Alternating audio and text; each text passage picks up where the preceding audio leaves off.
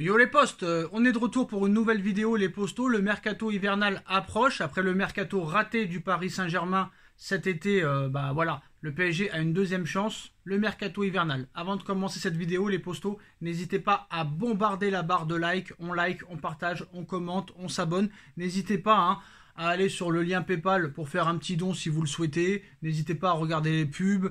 N'hésitez pas à aller sur zofoot.com, moins 10% avec le code promo Sacha. N'hésitez pas les postos. Donc voilà, après un mercato raté, on va pas se mentir, le mercato a été complètement raté. Il y a eu 6 recrues qui sont arrivées. Sur 6 recrues, 5 joueurs sont sur le banc. Un seul est titulaire. Celui qui est titulaire, c'est Vitinha. C'est le seul qui est titulaire dans cette équipe. Les 5 autres joueurs, t'en as un qui est toujours blessé, c'est Renato Sanchez, qu'on n'a presque pas vu, même s'il a marqué un but dès qu'il est rentré contre Montpellier. Mais sinon, les autres joueurs, on ne les voit quasiment pas. Et quand on les voit, c'est seulement 3 ou 4 minutes. Ça ne suffit pas. C'est quand même des joueurs qui ont été achetés une somme d'argent. Soler, c'est 23 millions d'euros. Fabian Ruiz, c'est 25 millions d'euros. Ekitike, c'est 36 millions d'euros. Mukiele, c'est 15 millions d'euros. On les voit pas. Très clairement, on les voit pas. Et Sanchez, à cause de ses blessures, on les voit pas. Et Galtier, j'ai pas l'impression qu'il a prévu, dans les prochains matchs, de leur donner du temps de jeu. Très clairement, je pense que Galtier, au moins jusqu'à la Coupe du Monde, restera dans le même système, peu importe les joueurs qu'il a à sa disposition. Voilà. L'attaque restera toujours la même, s'ils sont aptes, bien sûr. Sarabia n'a pas le niveau. Honnêtement, il n'y a rien d'optimisme dans tout ça. Alors cet été, le PSG a tenté tant bien que mal de recruter un défenseur central. La priorité était Milan Skriniar, mais Paris s'est heurté aux exigences de l'Inter de Milan, puis au refus du club italien. Mais le PSG est bien motivé à retenter sa chance cet hiver. Et pas seulement pour Milan Skriniar. Alors à Paris, il y a des secteurs qui sont très bien fournis, comme les gardiens par exemple. Alors on va pas se mentir, Keylor Navas en numéro 2, Donnarumma en numéro 1. Mais l'attaque, je suis désolé, elle est bien fournie si tous les titulaires sont à ta disposition. C'est-à-dire avec Messi, Neymar, Mbappé, ça peut aller. Mais après, tu as Sarabia et Ekitike. Le milieu de terrain a également été renforcé avec les arrivées de Carlos Soler, Fabian Ruiz, Vitinha et Renato Sanchez. Même si on ne les voit pas trop, à part Vitinha. Reste le secteur défensif. Le PSG ne possède que 3 défenseurs centraux, avec Marquinhos, Kipembe et Ramos. Mais face à l'OM, lors du classique, seul le capitaine brésilien Marquinhos sera présent. Galtier devra donc composer avec une charnière totalement inédite, qui devrait être Danilo Pereira, Marquinhos, Mukiele. Donc pour pallier à ce besoin urgent, le club de la capitale espère faire venir un renfort durant le mercato hivernal à ce poste-là. Le nom de Skriniar est encore annoncé proche, mais la tâche sera une nouvelle fois très compliquée depuis que l'Inter de Milan est aux portes de se qualifier en 8e de finale de Ligue des Champions et qu'en plus de ça, le Barça se ferait éliminer.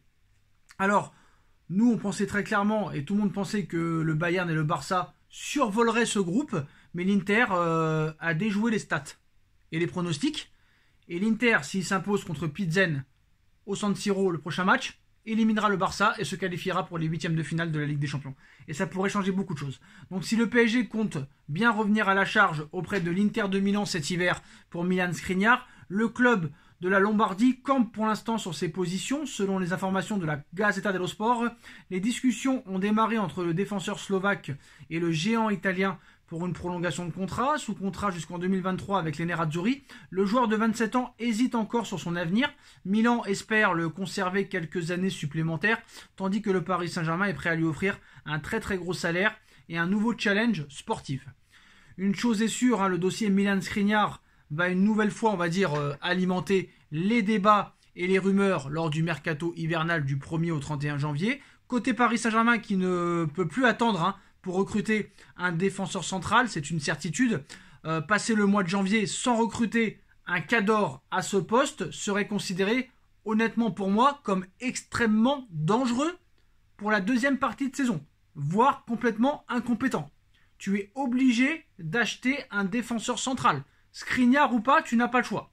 Alors après, qu'est-ce qu'il y a d'autre à part Skriniar ? On sait que le PSG était intéressé par Axel Disasi de l'AS Monaco. Est-ce que le PSG va revenir à la charge ? C'est une possibilité. Mais aussi, il ne faut pas oublier que le PSG aimerait aussi un attaquant. On parle de Pierre-Emerick Aubameyang, mais pour l'instant, Aubameyang marche très bien à Chelsea. Il marque but sur but depuis l'arrivée du nouvel entraîneur de Brighton. Donc Aubameyang, pour moi, c'était pas la meilleure solution parce qu'il est quand même assez âgé. Il a quand même 34 ans. Mais bon, il est assez fort. Mais le PSG va devoir se renforcer inévitablement en attaque. Pas le choix. Je ne sais pas sur quels joueurs ils vont aller.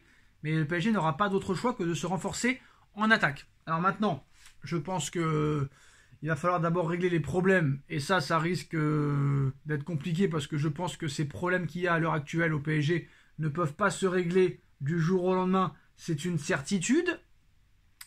Et vu les hommes qu'on a à nos dispositions, vu notre président, vu notre conseiller sportif et vu notre entraîneur, j'ai du mal à croire que très clairement le PSG va régler les problèmes.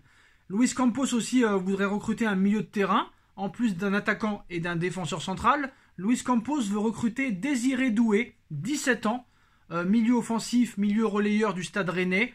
Voudrait le recruter au Paris Saint-Germain. Il apprécie grandement son profil. Mais voilà, pour l'instant, c'est pas une utilité. Voilà, tu as le temps, tu peux acheter ça l'été prochain. Voilà, pour l'instant, il n'y a pas d'obligation. Il te faut un défenseur central. Il te faut un attaquant ou du moins un milieu offensif. Mais un cadre à ce poste. Alors déjà qu'à l'été, c'est compliqué. Mais là, cet hiver, je ne sais pas sur qui le PSG pourrait très clairement aller, même si on a parlé de plusieurs joueurs. Mais Vlahovic, ça pourrait être compliqué. Après, Vlahovic, ça pourrait réellement être une piste. Parce que la Juve, normalement, va se faire éliminer dès les poules de Ligue des Champions. Alors certes, la Juventus l'a acheté 75 millions d'euros. Mais je pense que si le PSG met l'argent, la Juventus ne serait pas contre le vendre.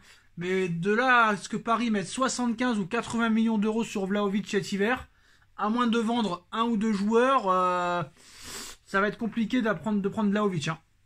Mais si le PSG reste sans défenseurs centraux et sans attaquants pour la deuxième partie de saison, là c'est d'une incompétence totale. Là j'ai envie de le dire, le coup de gueule sera énorme. Déjà que Mbappé se sent trahi, on lui a vendu un mercato XXL et il a eu un mercato moins 5, moins 20. Là j'ai envie de te dire que si tu veux pas très clairement, on va dire apaiser les tensions, si tu prends 0 joueur cet hiver, là c'est d'une incompétence totale. Et là, j'ai l'impression que ça voudrait dire que le PSG et le Qatar n'en a plus rien à foutre du PSG. Si aucun joueur n'est recruté cet hiver et que tu fais la deuxième partie de saison avec le même effectif, là c'est vraiment d'une incompétence incroyable. Et là, très clairement, je pense que faudra très vite que les Qataris s'en aillent parce qu'il n'y aura aucun avenir dans ce club. En tout cas, ce club n'est pas comme les autres. Ça, c'est sûr et certain. J'en suis rouge écarlate. Voilà les postos, c'est la fin de cette vidéo. Dites-moi en commentaire ce que vous en pensez. On like, on partage, on commente, on s'abonne. Et on se retrouve très vite pour une nouvelle vidéo, les postos. Tchuss!